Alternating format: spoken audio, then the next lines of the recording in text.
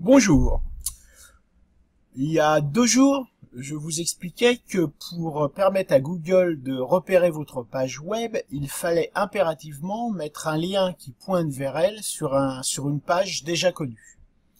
Même si c'est pas tout à fait exact, ça reste dans les grands principes une vérité. Mais ces liens, dits liens entrants, servent à d'autres choses. Principalement à une autre chose.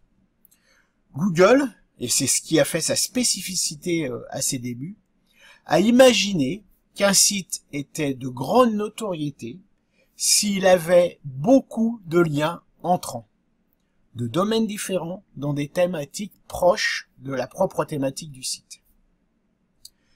Google a aussi expliqué que pour que cette notoriété soit, je dirais, réaliste, il fallait que ces liens entrants soient naturels, c'est-à-dire faits spontanément par des visiteurs qui pouvaient visiter votre site et qui étaient eux-mêmes propriétaires ou éditeurs d'un site.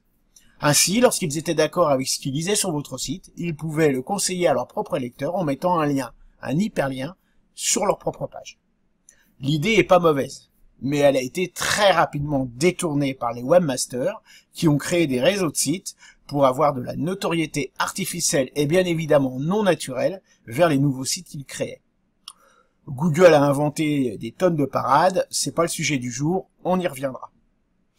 N'empêche que pour avoir une bonne notoriété et pour pouvoir bien expliquer à Google le thème principal de votre site, après le contenu, l'opération la plus importante à exécuter, c'est celle-ci. Recueillir des liens entrants qui soient pertinents et qui semblent naturels. Vous voyez, j'ai dit qui semblent. Effectivement, parce que si on attend que ça vienne tout seul, vous pouvez attendre longtemps, ce sera très long. Et à un moment donné, il faut bien démarrer.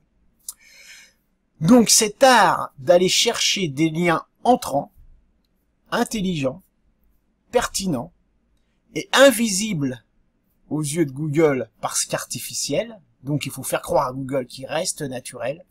Cette technique s'appelle la technique du netlinking, c'est-à-dire la technique, l'art de lier le réseau, l'art de fabriquer le réseau, netlinking.